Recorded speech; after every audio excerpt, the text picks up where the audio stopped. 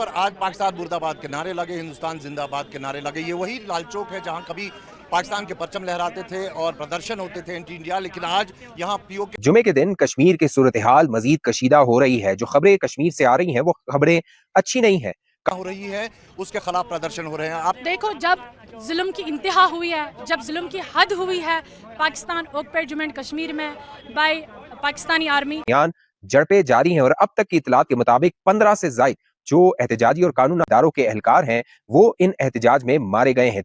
2 दिन कबल के फौज का एक हेलीकॉप्टर गिरकर तबाह हो गया है। MI-17 हेलीकॉप्टर बताया जा रहा था कि पर आज पाकिस्तान मुर्दाबाद के नारे लगे, हिंदुस्तान जिंदाबाद के नारे लगे। ये वही लाल चौक है जहां कभी पाकिस्तान के परचम लहराते थे और प्रदर्शन होते थे एंटी इंडिया, लेकिन आज यहाँ पीओके में हो रही है, उसके खिलाफ प्रदर्शन हो रहे हैं। आप देखो, जब जुल्म की इंतहा हुई है, जब जुल्म की हद हुई है पाकिस्तान ऑक्युपाइड जम्मू एंड कश्मीर में बाय पाकिस्तानी आर्मी, रोडों पर आने के लिए मजबूर हो गए कि हम अपने उन निहत्ते लोगों के लिए आवाज बुलंद करें जिनकी आवाज को वहां पर दबाया जा रहा है, जिसको वहां पर आवाज एक देते तो गोलियां खानी पड़ती है, और उनकी आवाजें यहाँ पर भी है। हम नहीं चाहते हैं कि हमारे उन लोगों के लिए वो वहां पर इतना जुल्म सितम करे कि जो किसी को भी बर्दाश्त ना हो।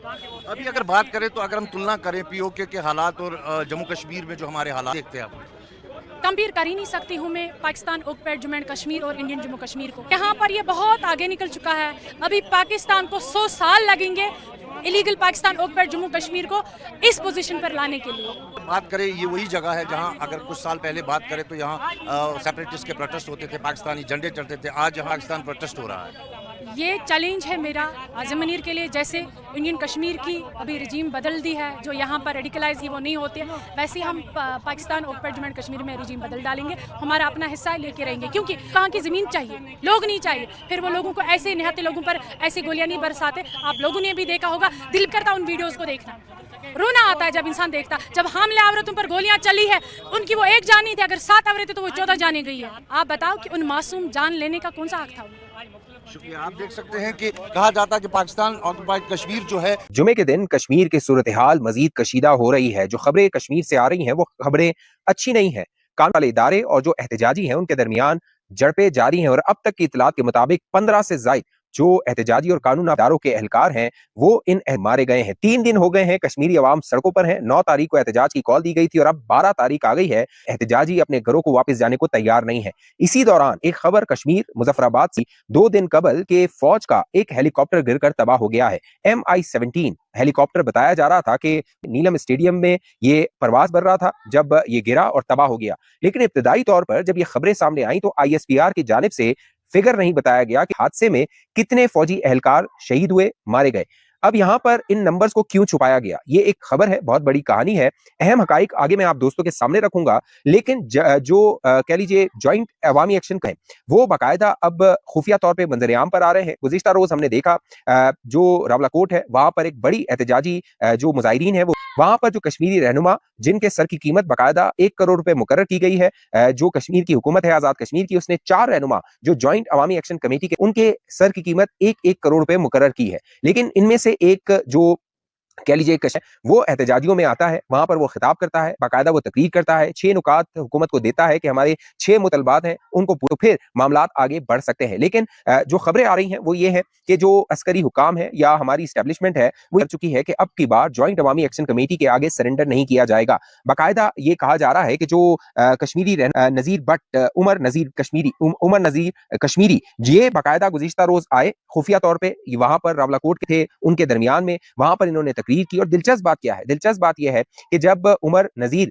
कश्मीरी यहाँ पहुंचे तो इनकी जो तकरीर थी उसको इंटरनेट पर लाइव सोशल मीडिया पर बराह रास्त नशर किया गया। अहम और दिलचस्प बात यह है कि के अंदर जो इंटरनेट है उसको बंद किया हुआ है, लेकिन उसके बावजूद भी इनकी तकरीर को जो कह लीजिए सोशल मीडिया प्लेटफॉर्म है वहां पर नशर। इस दौरान दिलचस्प बात यह है कि कानून नाफिज करने वाले इदारों को कान कान खबर ना हुई कि उमर नजीर कश्मीरी इस मुजाहिरीन के दरमियान है या वो पहुंच गए हैं। बाकायदा जो डिस्ट्रिक्ट कमिश्नर है पूंछ के, उनके मुताबिक जब इनको ये इतला मिली कि उमर नजीर जो है वो यहाँ पर मौजूद है, वो हैं, उनको किसी ने इतला दी थी कि वो वहां पर आ गए हैं। हो सकता है जो इतला देने वाला था वो 1 करोड़ रुपए हासिल करना चाहता था। नाफिज करने वाले इदारे वहां पर पहुंचे और इस पहुंचने के दौरान जो रुकावटें थी, जब उनको हटाने की कोशिश की गई, रास्ता क्लियर कराने की कोशिश की गई और जो उनकी मुठभेड़ हुई इन कानून नाफिज करने वाले इदारों के साथ, तो इसमें एक शख्स मारा गया, एक और कश्मीरी मारा गया। नाम है सुभान आरिफ, इसका ताल्लुक सुदैनी से है। 32 साल इसकी उम्र है। इससे कबल हमने देखा था एक कश्मीरी जो बताया जा रहा था कि ज्वाइंट अवामी एक्शन कमेटी से था, वो मारा गया था और उसके बाद जब उसके अहले खाना थे और जो ज्वाइंट एक्शन कमेटी और कारकुनान थे